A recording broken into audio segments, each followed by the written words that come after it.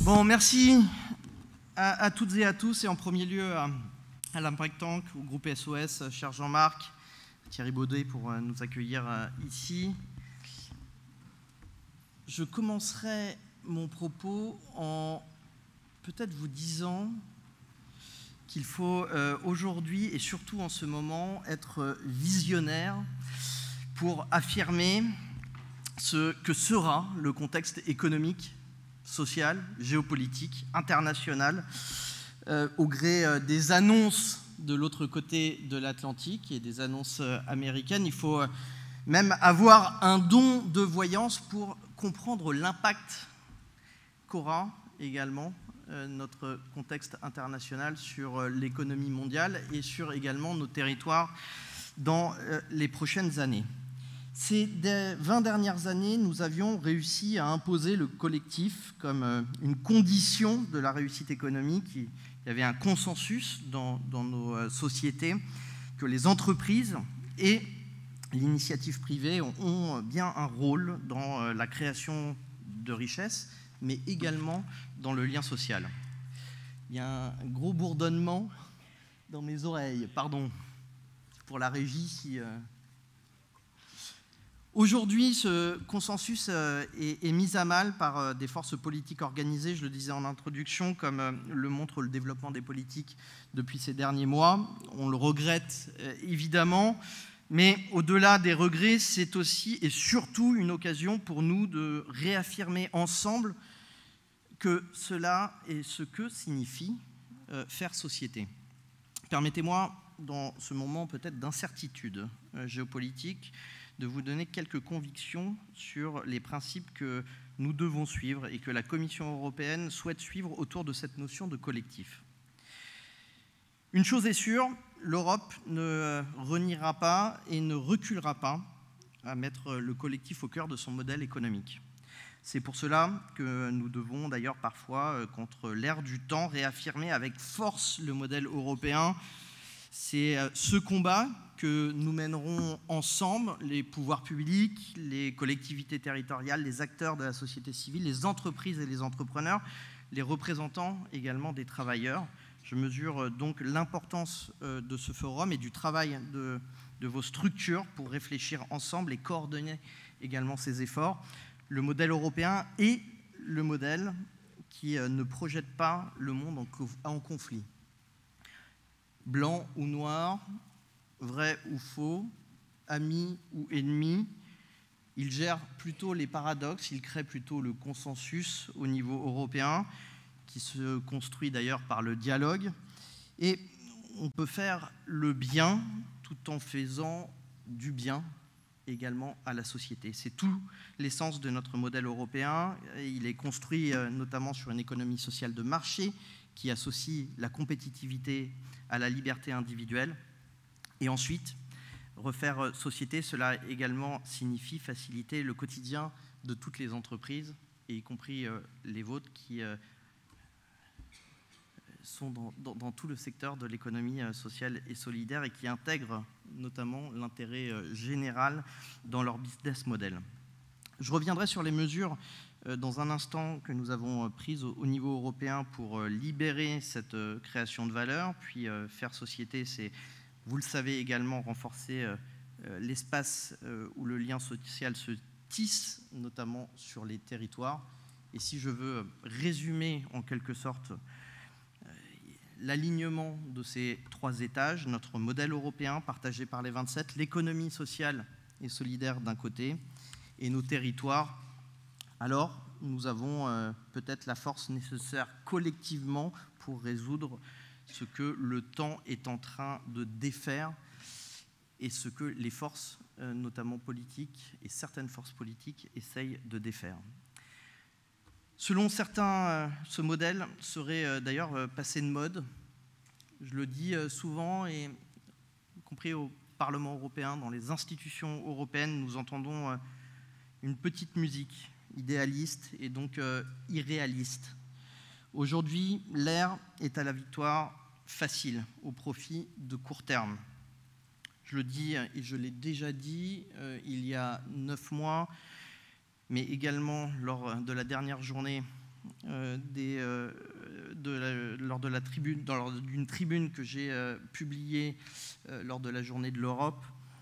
Je pense que c'est tout le contraire et que le temps est justement à permettre à l'ensemble des acteurs, à la société civile, mais aussi aux entrepreneurs et aux responsables politiques de pouvoir renforcer et convaincre que le modèle européen et le modèle adapté est un modèle encore qui a de l'avenir pour notre société. C'est tout l'enjeu de cette période que nous vivons et c'est justement le moment et un moment par excellence pour réaffirmer la force de ce modèle parce qu'il prône l'état de droit et avoir des standards élevés en matière sociale et environnementale. Ce n'est pas seulement une posture politique, et j'y crois profondément, et je sais que vous êtes toutes et tous ici convaincus, c'est un argument économique. C'est donner à vous tous, entrepreneurs, la clarté et la prévisibilité dont vous avez besoin pour investir. En Europe, un chef d'entreprise n'a pas peur de l'arbitraire, du politique, et peut investir sans surveiller toutes les 10 minutes les réseaux sociaux.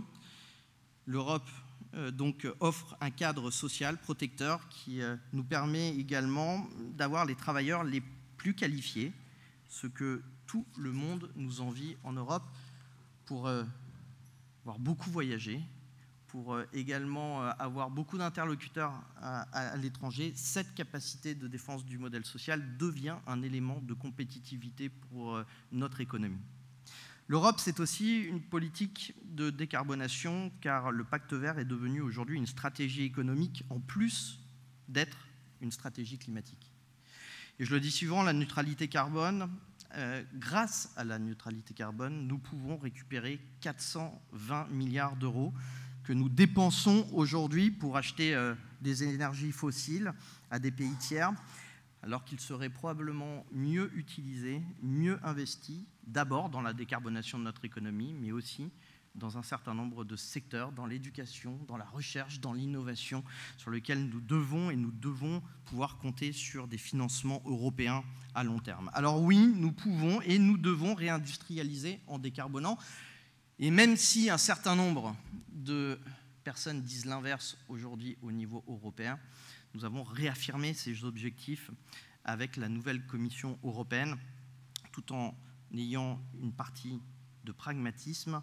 Et ne pas détricoter notre modèle ne veut pas dire non plus ne rien faire. En 150 jours, nous avons lancé des grandes réformes sur lesquelles nous avons également, dans ce contexte géopolitique complexe, évalué l'impact. Je le disais tout à l'heure, je crois que réduire nos dépendances et notamment trouver des nouveaux débouchés commerciaux va de pair avec la protection de nos frontières commerciales. Je pense aussi que acheter européen et construire un projet de Buy European Act au niveau européen va de pair également avec le renforcement du marché intérieur au niveau européen et la réduction des barrières entre les 27 pays européens. C'est tout un compromis et un nouveau modèle économique qu'il faut que nous trouvions. C'est également un nouveau consensus européen dans ce contexte international que nous devons trouver. Et nous avons également lancé, avec ce nouvel équilibre économique, un choc de simplification sans précédent. Et disons-nous les choses franchement, il y avait un risque, que ce soit d'ailleurs dans les institutions, que ce soit à la Commission européenne et au Parlement européen, où les majorités parlementaires ont changé depuis 2019, il y avait clairement un risque réel que les objectifs climatiques soient remis en cause, parce que le chemin tracé semblait pour certains impraticable. Alors, je voudrais être clair sur ce point. Cette simplification que nous avons entreprise au niveau européen vise à faciliter l'application de nos objectifs sociaux et environnementaux. Nos réformes visent à réduire la charge administrative, mais pas l'ambition des objectifs que nous sommes fixés collectivement lors du précédent mandat. Et je fais réellement la différence dans toutes les études d'impact que nous avons faites, dans toutes les projections que nous avons pu avoir au niveau européen, entre le chemin et l'objectif. Pour préserver l'objectif, il faut quelquefois adapter ce chemin. Ce sont ces flexibilités que nous souhaitons donner au monde de l'entreprise et également dans la Commission européenne, l'objectif de réduire de 25% la charge administrative de nos entreprises, de 35% pour les PME, reste encore un objectif clé sur lequel nous rendrons nos objectifs environnementaux et le Green Deal également compatibles avec cette trajectoire. Dans les jours qui viennent, nous poursuivrons d'ailleurs la simplification de notre modèle. J'aurai à présenter mercredi prochain au Collège des commissaires européens devant mes collègues la création d'une nouvelle définition des ETI qui permettront également de bénéficier d'allègements de charges administratives et probablement d'un traitement différencié des grandes entreprises. Ça peut être dans l'octroi des fonds, ça peut être sur des exemptions liées aux PME dont ces entreprises et ces ETI n'avaient pas accès. C'est une avancée pour à peu près 45 000 entreprises en Europe et la possibilité également pour le législateur européen de traiter différemment cette catégorie d'entreprises, chose qui n'était pas encore possible par notre droit. Par ailleurs, nous devons évidemment faciliter l'accès au financement et c'est le nerf de la guerre. Cela nous mobilise fortement le capital privé grâce notamment à des garanties supplémentaires. J'ai annoncé il y a quelques jours une augmentation de 2,5 milliards d'euros du dispositif InvestEU pour ceux qui le connaissent ici, notre principal véhicule d'investissement qui permet des garanties d'emprunt pour des projets risqués dans tous les secteurs et au-delà de ces mesures de simplification, puisque la mesure d'InvestEU est également une mesure de simplification, nous réformerons également les marchés publics et nous mettrons fin à la logique du tout prix sur un certain nombre de secteurs en incluant les critères sociaux environnementaux dans les appels d'offres et également de préférences européennes sur des secteurs stratégiques européens. Avec cette réforme, vos entreprises et le monde aussi de l'économie sociale et solidaire remportera probablement des marchés qui jusqu'ici leur étaient trop souvent fermés d'avance, avec un objectif, permettent également à ces entreprises qui sont au plus proche du territoire, au plus proche du local, de répondre à des appels d'offres avec des clauses d'achat européens et des clauses environnementales et sociales plus importantes. Voilà les quelques éléments que je souhaitais en tout cas porter à votre connaissance. Cela semble évident, mais faire société, nous devons préserver, vous l'avez compris, nos emplois, évidemment en créer d'autres.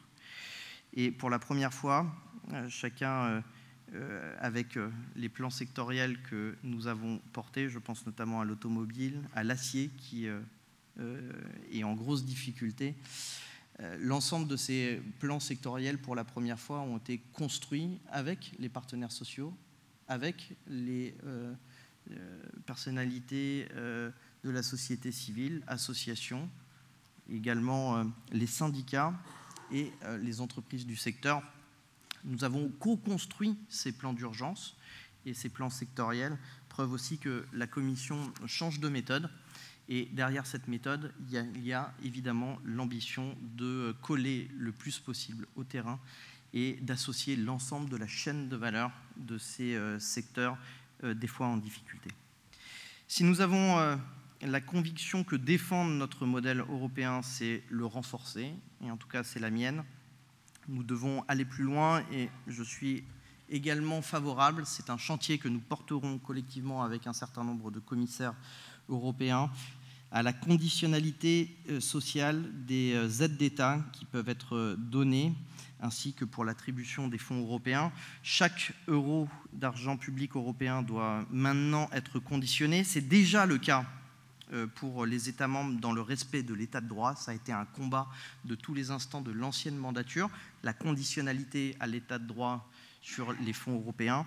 Et dorénavant, nous réfléchissons et nous portons la conditionnalité sociale pour les aides d'État versées aux entreprises privées. Cela doit se faire au niveau européen pour éviter le dumping régional, le dumping entre États membres, la mise en compétition d'un certain nombre de secteurs du privé avec des gouvernements régionaux ou nationaux. Et nos concurrents internationaux le font déjà depuis des années. Je souhaite que, en tout cas, l'Europe sorte de sa naïveté sur ces questions-là. Un certain nombre de plans sociaux aujourd'hui en France sont en dessin et des centaines de milliers, voire des fois des millions d'aides publiques ont été versées. Il faut maintenant pouvoir, au niveau européen, avoir une règle commune et claire pour l'ensemble de ces aides et ces autorisations européennes qui sont données aux États membres pour aider certains secteurs d'activité. Voilà, mesdames et messieurs, vous l'avez compris, les valeurs qui fondent l'économie sociale et solidaire sont pour moi les mêmes valeurs qui fondent l'Europe et le modèle européen. Et donc, gardons en tête qu'à chaque fois que nous défendons ce modèle au niveau européen, et surtout dans ce moment particulier, à chaque fois que nous défendons la préférence européenne sur un certain nombre de marchés et la réciprocité à l'étranger, à chaque fois que nous investissons dans les technologies européennes, ce sont les valeurs de l'Europe, mais également nos valeurs en partage que nous défendons. Nous devons continuer dans ce sens et nous allons accélérer. C'est l'esprit de cette nouvelle cognition associée compétitivité et nouveaux acquis. Je sais pouvoir en tout cas compter sur votre engagement et sachez que vous pouvez compter sur mon soutien. Merci beaucoup.